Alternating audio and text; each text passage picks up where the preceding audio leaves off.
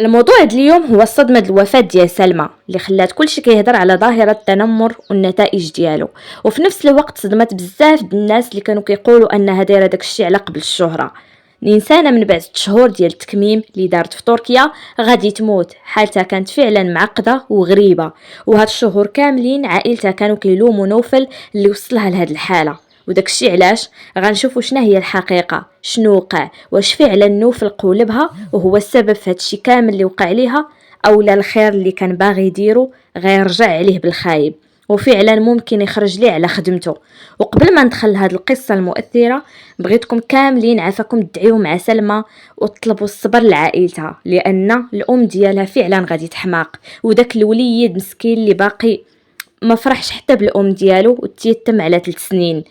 حيت شوفوا اصعب حاجه تقدر توقع لكم هي يموت لكم شي واحد عزيز عندكم وانتم ما كنتوش كتوقعوها ولو 1%. بصراحه هادشي صعيب وانا براسي ما استوعبت شنو وقع. سلمى هي من مواليد 2000 وبالضبط في عمرها 25 عام. واحد 5 سنين ولا 6 سنين هادي تلاقات بتيبو في السوشيال ميديا، عجباتو وما داتش بزاف ديال الوقت حتى غيقرروا انهم يتزوجوا، لدرجه انه هو خواليدها ما بغاوهاش تزوج به، والام ديالها حرفيا وقفت لهم عند العدول وما خلاتهمش يعقدوا، الا انهم كانوا مقررين على اشنو باغيين يديروا. ولكن من بعد عامين تقريبا غيبداو بيناتهم شي مشاكل وغادي يوصلوا حتى للطلاق، وتم فين غادي يقرروا انهم يديروا اخر محاوله باش ينقذوا علاقتهم. وهنا السوشيال ميديا غتلعب دور كبير في انها تقربهم من بعضياتهم، حيت غادي يبداو يصوروا كتار ويضحكوا ويدوزوا وقيته زوينه، والناس غادي يعرفوهم، خصوصا انه فاش يلاه بنت سلمى كان عندها واحد الوجه اللي بريء، وكتبان لك بزاف انها السيده محتارمه راسها وداخله سوق راسها بزاف وكيوت وما كتعرفش حتى تتعاطى مع بنادم. وهذا الشيء كامل خلى الناس يوليو يحماقوا عليها على ديك الطيبوبه ديالها، حيت واخا هي كبيره ولكن كتصرف بحال شي بنت صغيره. لكن المشكل انه فاش غادي تولد سلمى غادي تزاد في الوزن بشكل خيالي، وكاين اللي قال عليها انها وصلت حتى ل 141 كيلو. ولكن المشكل ديالها بحال بزاف ديال العيالات اللي كيعانيو من السمنه، من بعد ما سلمى زادت في الوزن بشكل خيالي غتوقع لها اكثر حاجه اللي غتقلب ليها حياتها واللي حرفيا كتعذب اي واحد كيعاني من الوزن الزائد. واحد النهار وهي راكبه في موطور مع راجلها وغادي لشي عراضه غادي يديروا كسيده خايبه اللي غتخليها تهرس ودير الحديد، وهذا الشيء صعب عليها الحياه بزاف وخلاها تولي تخدم غير بالكرسي المتحرك وما تقدر دير والو، لدرجه انه اي حاجه بغات ديرها كيخص عائلتها هما اللي عاونوها فيها. غتبقى على هاد الحالة فعلا الأشهر طويلة، وهاد الشي صعب عليها المأمورية أو لا صعب المأمورية على الناس اللي كيقابلوها. ولكن اللي كيضر في الخاطر هو كيفاش بنت في بداية العشرينات ومقابلينها وكأنها كبيرة في العمر. وهذا الشيء خلى الطبيب يقول لهم على أنه الحل الوحيد اللي عندها هو دير الريجيم اللي بطبيعة الحال غير خصها ليه بزاف ديال الشهورة والصبر باش دير وتشوف النتائج ديالهم. وهنا نوفل فاش غادي يشوف هاد العذاب كامل اللي كتعيش فيه غيتواصل معاهم ويعرض عليهم المساعدة ويتكلف بجميع المصاريف ديال السفر، الماكلة، المبات وكل شيء. فاش مشات لتما غادي يديروا ليها جميع التحاليل الممكنة ويتأكدوا بلي راه ما عندها حتى شي مرض اللي خايب، وغيقولوا ليها انها غادي دير التكميم، وبحكم انها شافت بزاف اللي داروه فواخا تخلعات ولكن توكلت على الله. وفاش رجعت للمغرب غتبقى حالتها غدا وكترجع للور، لدرجه انها ما غتبقى قادره لا توقف لا تاكل لا تقدر حتى تستعمل يديها اللي بالمناسبه عواجوا ليها وما كانتش كتقدر تحكم فيهم. ومن تما غتبقى غاده جايه للسبيطار وكدير في السيرومات وتبات وتخرج. وعامة هاد 4 شهور الأخيرة كلها ما كانتش كتنوض من بلاصتها، مع العلم أنه معروف باللي الناس فاش كيديروا التكميم راه كدوز عليهم واحد الشهرين حيت ما كتبقاش عندهم الانرجي، لأنه بكل بساطة كتسد لهم الشهية وما كيقدروش ياكلوا. وديجا كنا شفنا فايزة شنو كان وقع عليها وخا مشات للكلينيك آخر درجة جات أنه كل مره كيبقاو هازينها ايرجونس للسبيطار وكيقولوا صافي بلي راه غادي تودع. وهذا الشيء خدا ليها بزاف ديال الوقت والجهد والطلوع والهبوط باش تستقر الحاله ديالها. لكن المهم انه فاش السيد غيتخلع على مراته والناس غادي يزيدوا يعمروه غيبدا ينتقد في طالوني ويقول راه خرجتي عليها، وغيتهم نوفل بانه كذب عليهم ودار لهم تحويل المسار في الوقت اللي الاطباء ديالو قالوا لهم غادي نديروا ليها التكميم على اساس انه تحويل المسار. راه خطير وكيقتل، وهذا الشيء طبيا راه ما منه والو، لان لا تكميم ولا تغيير المسار ما كيقتلو. والمهم فيهم هي المتابعه والمراقبه الطبيه، وتغيير المسار كيديروه الناس اللي كيعانيو من سمنه مفرطه او لا عندهم ديابيت من النوع الثاني. وهاد العمليه كتخليك تخسر وزن اكثر من التكميم، والفرق بيناتهم ان التكميم كينقصوا لك 80% من المعده، اما التغيير فكيحيدوا لك واحد الطريف ديال المعده وكيديروا فيه بحال واحد الجيب، وكياخذوا طرف من الامعاء الدقيقه ويلصقوه معاه باش هكذا الماكله كدوز نيشان المصران بلاص ما تبقى تدوز من المعده، وبالتالي ما كتبقاش تمتص السعرات بشكل كبير او لا حتى الدهون. وبجوج بهم كيخصك تبقى تاخذ فيهم المكملات والفيتامينات حياتك كامله. والمشكل ديال تغيير المسار هو انه عمليه الامتصاص براسها كتبدل. ودابا غادي نشرح لكم علاش ونقول لكم شنو هو المشكل ديال سلمى، لانه فاش كبرات القضيه بين الراجل سلمى ونوفل، هاد الاخير غادي يولي طالبهم بانهم يديروا تقرير طبي ويشوفوا من عمليه داروا ليها. تيبو من بعد ما غيدير كشف طبي لسلمى غيلقى على ان السيده دايره التكميم، وتما فين غادي يعتذر له هو ولا سلمى من نوفل، اللي غيقول على انه فعلا راه كانوا الناس كيعمروهم عليه. وهذا الشيء ما نكروش تيبو، ولكن ماشي في السياق ديال الابتزاز، وانما السيد كان خايف على مراته لانه اي حاجه ولات كتنوه، حيت فعلا ما عرفش شنو عندها، لان سلمى وصلت لواحد الحاله اللي ما بقاتش كتقدر دير حتى شي حاجه. من بعد الحرب الطويله اللي كانت بيناتهم غيتصالحوا ويطلع تيبو يعترف بالخير ديال نوفل. ونوفل بدوره فاش غادي يتيق باللي سلمى راه بصح مريضه وماشي غير ترقاها عليهم كيف ما كيحسب ليه، غيواعدها باش يصيفط لهم كاع الفيتامينات اللي غتحتاجهم، ويعطيها 10,000 درهم من الفوق باش تعاون في المصاريف ديال التحاليل، وباش يبين لهم حسن النيه.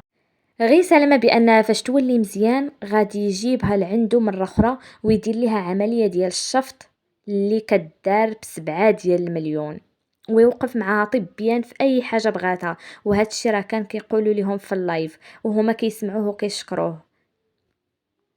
الحقيقة على أنه الحالة اللي كانت فيها سلمى والمشكل الحقيقي ديالها ما كانش معروف مزيان، أو ربما راجلها اللي ما عرفش يشرحه، ما نقدرش نعرف لكم الصراحة. لكن هو قال على أنه عندها الشحمة كانت ملوية لها على الكبدة، وكان عندها مشكل في المرارة، وخا هاد الشي بحد ذاته ما نستهنوش عليه لانه صعيب وخطير، ولكن تيبو غيحس بالراحه حيت ماشي داكشي اللي كانوا شاكين فيه هو اللي عندها. زيد على هاد الشي على انهم كانوا خايفين انه ديك التهريسه اللي كانت دارت تكون هي اللي مأثره ليها على رجليها، وكانوا مقررين انهم يعاودوا يديروا ليها عمليه تانية باش يقدروا يصلحوا لها هاد المشكل. لكن لحسن الحظ انه السكانير ما لقى عندها والو، والاطباء عاوتاني غادي يشكوا في ان السبب اللي ما كيخليهاش تحرك يديها ورجليها، اللي بالمناسبه كانت كدير لهم الترويض، هو مشكله في الراس، اللي قال لك من بعد احقا راه مشكله من الجهاز العصبي. وكيف ما عارفين في الجهاز العصبي كيتحكم في الدماغ ديال النخاع الشوكي والاعصاب، وكيحتاج ضروري لفيتامين بي 12 وفيتامين دي اوميغا والحديد وبزاف اخرين. وبما ان الامتصاص ديال الفيتامينات كينقص في التكميم او لا تغيير المسار، فهاد الشيء كيخلي يديك ورجليك كيتنملوا عليك وما كتبقاش قادر حتى تركز، ويقدر كاع يولي عندك اعتلال عصبي، بمعنى كيوقع لك ضرر على مستوى الاعصاب. وهذا الشيء السبب الاول فيه هو نقص حاد فيتامين بي، واللي كيخليك تبدا تمشي بحال الا سكران وما كتبقاش قادر تشوف مزيان، وداكشي كيبان لك مضوب، عينيك كيبداو طايحين عليك، ويقدر يتسبب في الشلل او لا غيبوبه وحتى الموت. وكتقول ايوا صافي هذا هو السبب الوفاه. كتمشى في الكروسه على الكرسي، يعني السيده اصلا كانت مريضه، فهمتوني؟ ماشي السبب ديال تكميم المعده. دابا نتوما جايين كتهضروا عليا انايا بدون دليل، بدون وثيقه، بدون ولا شيء. اعطوني الدليل بان هاد السيده ماتت بتكميم المعده. حتى شي طبيب ما خرج قال راه بسبب تكميم المعده. طبيب واحد اللي خرج قال بان تكميم المعده ماشي هي اعراض المرض ديالها في شهر 4، يعني من بعد 4 شهور من عمليه تكميم. هي دارت عمليه تكميم في شهر 1، من بعد 4 شهور قال بان اعراض ديال المرض ديالها ليس له علاقه بعمليه تكميم المعده. دونك بيان سور غادي نوقف مع ولدها هادي بلا ما تقولوها ليا. ما بالك انا ولدها هو ولدي، فهمتي؟ ولدها هو ولدي. راه انا كنعيط لماماها ما كتجاوبنيش، اون فوا جاوبني ماماها وغنهضر معاها. ري ليا واللي يورينيش غادي ندير. انا متعود كنوقف مع الناس ومتعود انا عندي ناس داير لهم شهريه، فاكيد الا قبلت الام ديالها بالمبادره ديالي علاش لا، ما فيها حتى شي مشكل. ونزيدكم واحد الحاجه تعطي بها خوتي باش نكونوا واضحين، لانه ما يمكن السيده دارت العمليه في شهر واحد ودارت المعاينه في كازا في شهر 4 وقال لها طوي ما عندك حتى شي مشكل الحمد لله الامور ديالها تمام 100%. دونك السيده كانت كتواصل معايا، لا هي ولا راجلها، وباقي علاقتي معاهم زوينه، راجلها باقي كيتواصل معايا. انا الام ديالها ما كانش عندي النمره ديالها، يلا جبت النمره ديالها وعيطت لها ما جاوبتنيش، عاودت عيطت لها ما جاوبتنيش، صيفط لها ميساج كتسنى تجاوبني. فهمتوني؟ انا ما تجي حتى شي، انا ما كناكلش الحق ديال الناس. لا لا لا المشكل ديال السيده مسكينه اللي ماتت الله يرحمها تتقولوا بان ماتت بالتكميم، نجيكم من الاخر، السيده ما ماتتش بالتكميم صافي، ما ماتتش بالتكميم، السيده ماتت كان ديجا دارت اكسيدون. الناس اللي كيفهموا الناس اللي كيشافوها من قبل عارفين بان السيده كانت مريضه والسيده دارت اكسيدون والسيده كتجي على الكرسي وجات عندي وكبرت بها هي وراجلها، كان بينا حب، كان بينا صداقه، كان بينا تفاهم، وخص هذاك التيبو يعاود لكم. صرفت لها الفيتامينات، صرفت لها الفلوس، كل مره نسول فيهم اشنو بغيتوني ندير، اشنو بغيتوني ندير مثلا، شنو غنمشي انا واحد المرض فيها ماشي المرض ديالي، نوض انايا شنو غادي نتكلف بها انايا؟ فينكم نتوما، فينكم نتوما ملي كان السيد كيطلع في اللايف تيقول لكم عاونوا مرتي تقولوا لي سير السعاي، واش ما بغيتيش تحشم؟ حتى ماتت عاد وليتو تهضروا، كان عليكم مسكين. هو منين كان تيهضر تيقول لكم عاونوني في اللايفات، علاش ما عاونتوش؟ علاش ما ضامنتوش معاه عطيتو الفلوس يداوي مرتو؟ كان تيقول لكم السبيطار غاليه، علاش ما تعاونتوش معاه؟ ما قدرتوش. مين درت عندنا شهرزاد باطمه، درت عندنا بدي انت اللي حافظاهم الناس اللي داروا عندنا تكميم المعده، هذيك اميمه رقص، لا هذيك قلتها عواطف ديال الرباط اللي عند الشركه ديال كيران، امراه اعمال ناجحه. زيد هذيك فاطمه مقبره الغفران. زيد هذيك الصغيره شكون هي اللي ولداتها هي اللي كان باباها في الحبس، يسرى. اش تقولوا ليها؟ هذيك يسرى حتى هي دارت عندنا تكميم معده. زيد كاينين بزاف داروا، فكري معايا.